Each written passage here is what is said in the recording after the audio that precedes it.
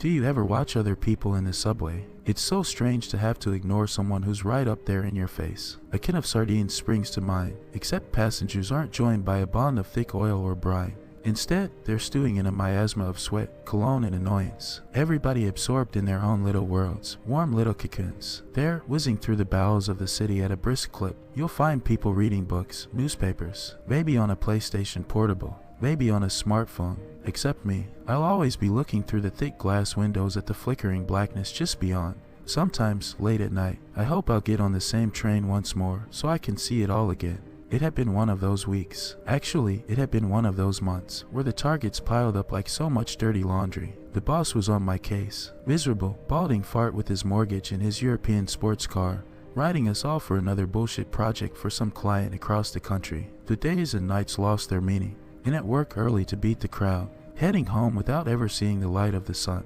Caffeine was my only friend.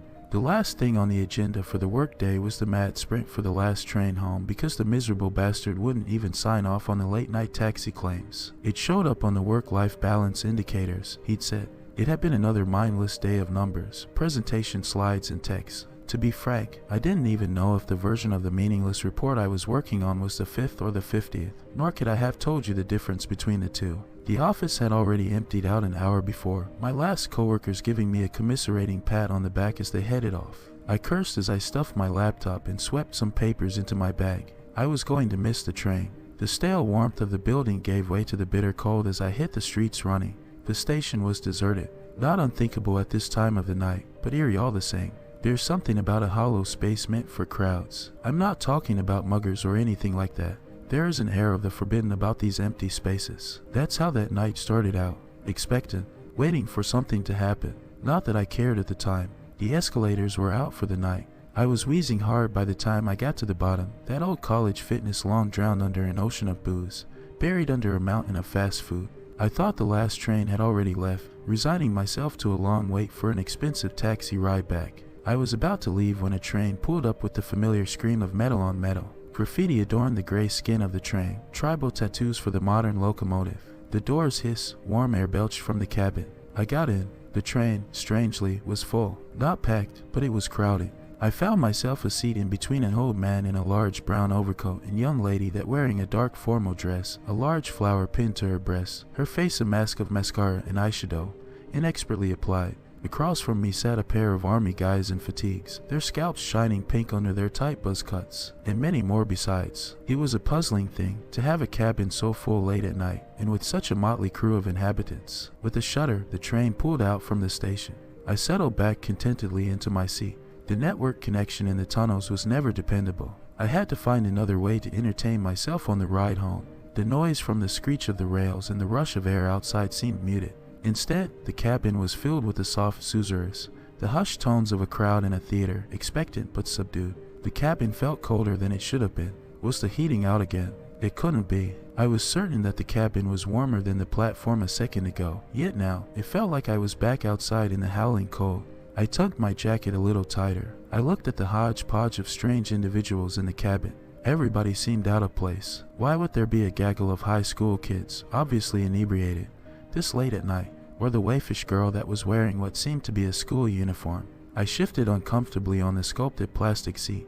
Not a single mobile phone or any other electronic device in sight. A strange sight in this day and age. I looked up at the row of LED lights that indicated the train's progress along my route. 4 more stops. I was still staring at the display when the train whizzed by the next station. It didn't stop, didn't even slow down, just kept going right. The lights and pillars of the station streamed by in a blur. I jerked upright in my seat, my eyes widening. What kind of train had I gotten on? The rest of the crowd was unfazed by this development.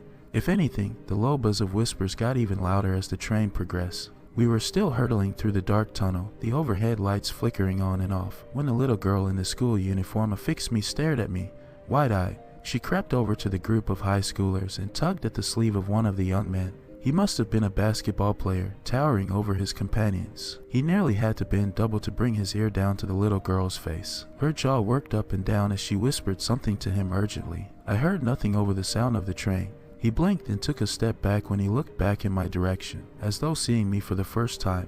His handsome face twisted strangely. What was it? Anger? No, he looked like he wanted something.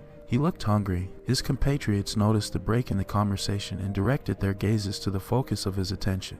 To me, the same gamut of emotions cycled through their faces. Shock, and then a sharpening, a hardening of their features. They were hungry too. The giant took a step forward, perhaps meaning some harm for some slight on his person that I must have committed. One of the high school girls held him back. The feeling spread through the cabin, like a spark arcing from person to person. The two uniformed men, looking up and tightening their jaws. The old man next to me, perking up and scooting down another seat so that he could look at me without straining his neck. Outside, a blur of lights told me that another station had shot by. 3 more stops. I shrank back in my seat, the tendons straining at the surface of my hands as I clutched at my bag protectively, as though that stupid gesture, grabbing onto my work, the focus of my life, would ground me and take me from this nightmare. It didn't. I felt the weight of their eyes on me, like insects crawling over my skin. Something was wrong, so clearly wrong. This strange crowd, so different, yet each of them was wearing that naked need on their faces. Don't mind them, they're just jealous of you. The young lady by my side, her voice was soft, mellifluous. Don't stare back and don't talk to them. I turned to look at my erstwhile companion. What are they jealous of? I just wanted to catch the last train home. It's the last train home for all of us, too. She smiled. She was very pale, very beautiful, but not all of them want to be here. And looking at you, going home tonight, makes them so very unhappy. Where'd they all come from? Was there a convention? A meeting? I cast my eyes around the cabin again, but was stopped halfway by her strong fingers on my chin. Her fingers were icy cold. She turned my head around to face her. Everywhere, all around. Most of them didn't want to be here, except me, maybe. I'd had enough of where I was. I miss my parents. I haven't seen them in such a long time. It took a while for me to gather enough courage to go look for them. She paused, suddenly pensive at what she'd said. You're not meant to be here, you know. You're on the wrong train. This isn't your ride. Outside the window, another station went by. My eyes flicked back to the board with all the little lights. 2 stops to home. The whispering in the cabin had started up again. Louder than before, but still muffled by the sounds of the rails and the rushing air outside.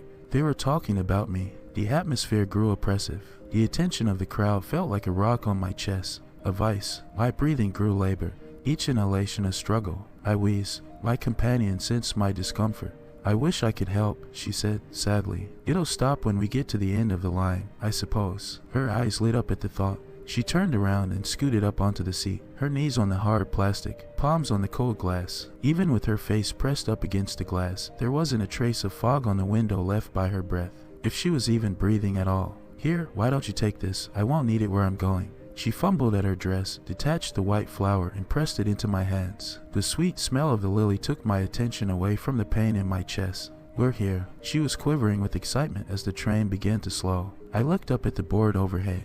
All the lights on the map had gone out.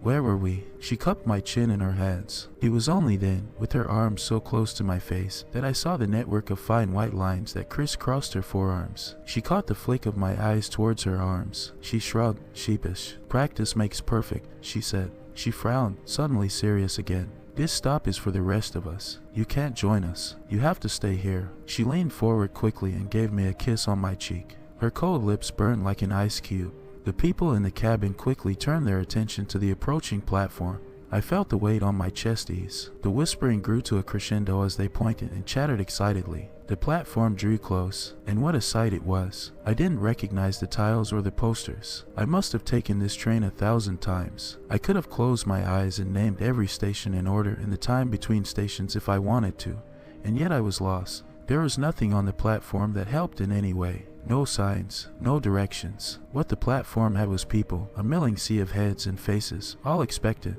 all eagerly waiting. When the door opened, it let in the roar of the crowd outside. Shouts, shrieks, and yells, and tears, so many tears. The passengers burst out of the train, throwing themselves into the waiting sea of people. I saw one of the army boys embracing an older gentleman, also dressed in military fatigues. None of that new age stuff that pixelated camouflage. This was old school, with big green and brown blotches. The resemblance between the two was clear. They parted, the younger man introducing his father to his compatriot. The older man hugged him as tightly as he had hugged his own son earlier. The group of teenagers whooped and leapt as they pushed through the crowd, seeking some new adventure for the night. I caught a last glimpse of the blonde locks of the basketball player as they vanished around the corner. The old man that was sitting by me had found an elegant-looking lady in her 30s, Her light sundress looked out of place for the biting cold of winter. Or had I mistaken the man for someone else? I looked again and it wasn't the old man anymore, but a young couple laughing in the prime of their lives. No, it was the same coat, and his features, lined with the jealous greed scant moments ago, were now lit with a fierce joy. Just as the train doors hissed shut, I saw the girl that sat next to me on the train.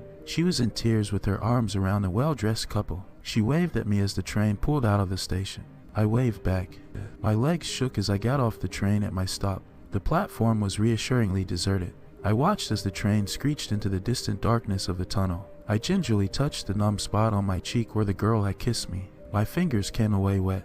I didn't even remember the tears falling. My nose was suddenly assaulted by a rich, thick greenhouse scent. Decaying plant matter. I fished out the lily from my coat pocket where the strange girl had left it. The pristine white petals were dry to the point of crumbling and speckled black with rot. I let it fall from my fingers and watched it bounce on the station floor. It sat there like an unmelting snowflake on the pocked gray concrete. Alright guys, I stared at thanks it for for a tuning long in time before I tonight here began the with long Night trek Hawk. home. Tell me what you think. If you like, please comment, like, and subscribe to my channel. I will be posting another story tomorrow for you guys. And again, always remember, he's watching.